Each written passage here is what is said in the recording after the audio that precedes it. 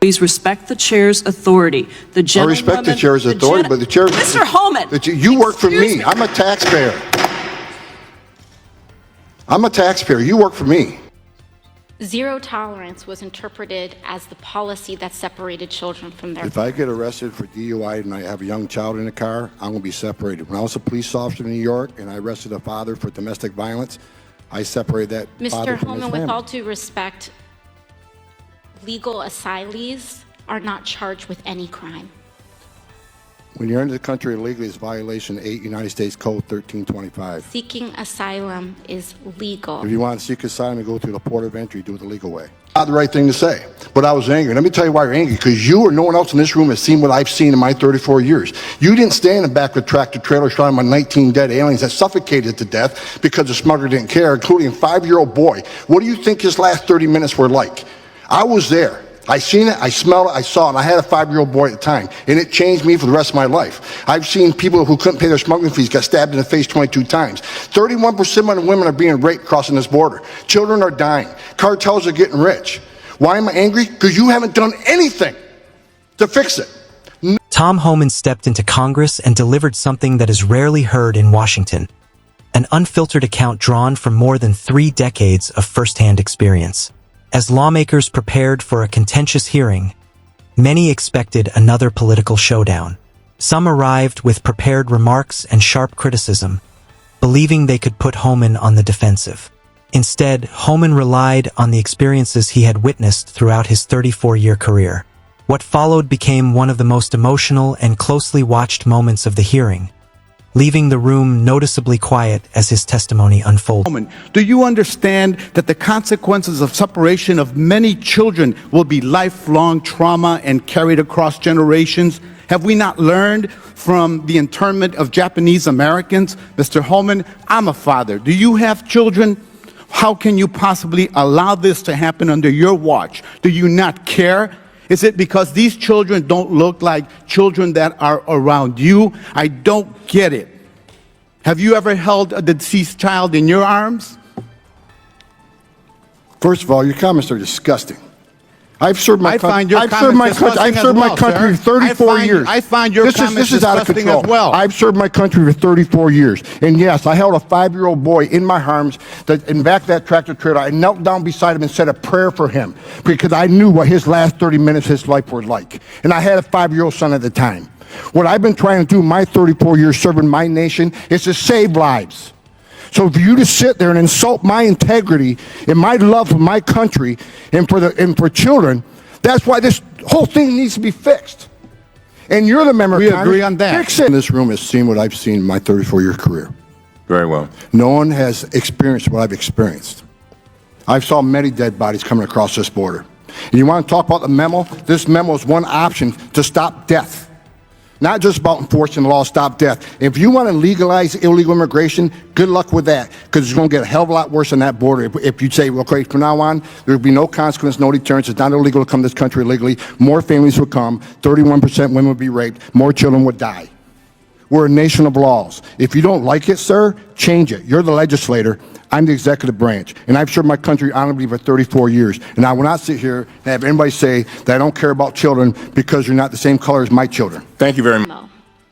Dates back to April 23rd of 2018, where there was an official recommendation to, quote, pursue prosecution of all amenable adults who cross our border, quote, illegally, even though this applied to legal asylum seekers in practice, including those presenting with a family unit between ports of entry in coordination with DOJ. Here is the memo that I would like to submit to the congressional record. What is the date on that?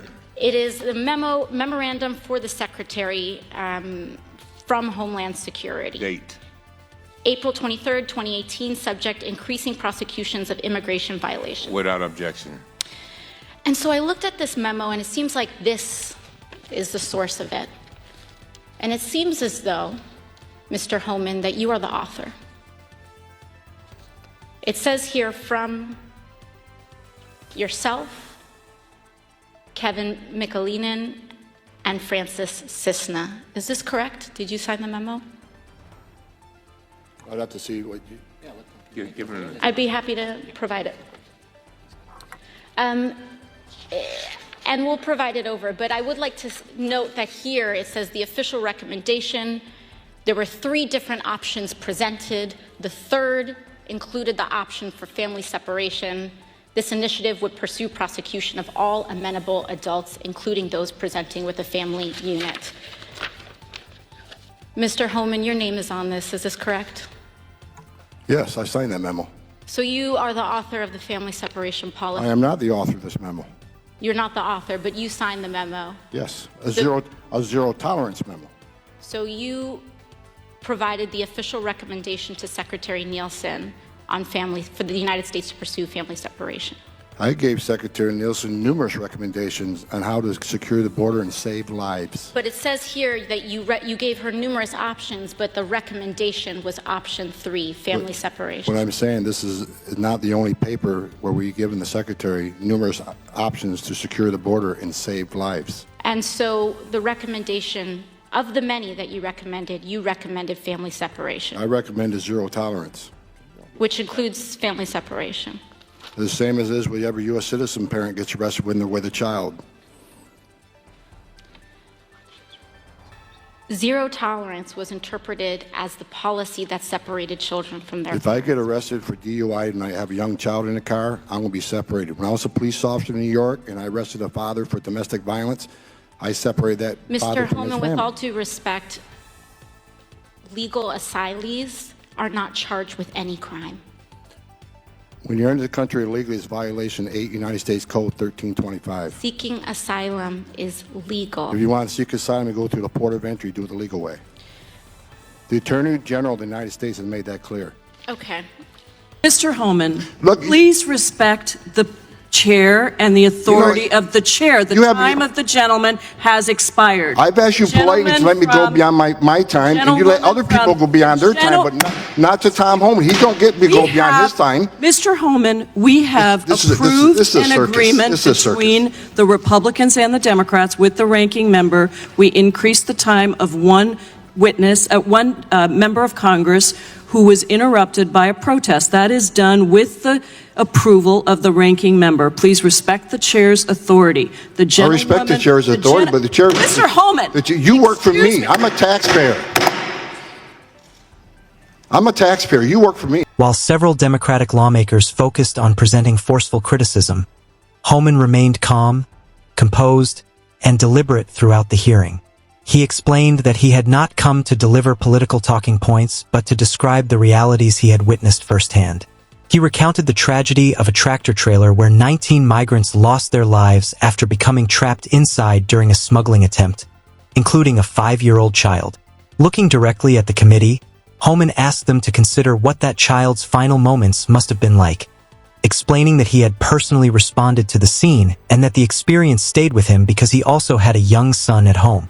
He went on to describe violence faced by many migrants, including reports of assaults, exploitation, and deaths connected to criminal smuggling organizations. Homan argued that these tragedies continue because the underlying problems remain unresolved, expressing frustration that meaningful action has not been taken to address them. As the hearing continued, lawmakers questioned him about a memorandum bearing his signature, believing it would undermine his testimony. Homan responded by explaining that when parents are arrested for crimes within the United States, temporary separation from children often occurs as part of the legal process, regardless of background. He argued that immigration law operates under similar legal principles and pointed to existing federal statutes governing unlawful entry, while emphasizing that individuals seeking asylum should present themselves through established legal procedures. When critics suggested that enforcing those laws reflected poor judgment, Homan answered that he was carrying out the responsibilities assigned under federal law. Later, one lawmaker questioned whether race had influenced his decisions regarding migrant children. The atmosphere immediately became more serious. Homan responded quietly, recalling kneeling beside the body of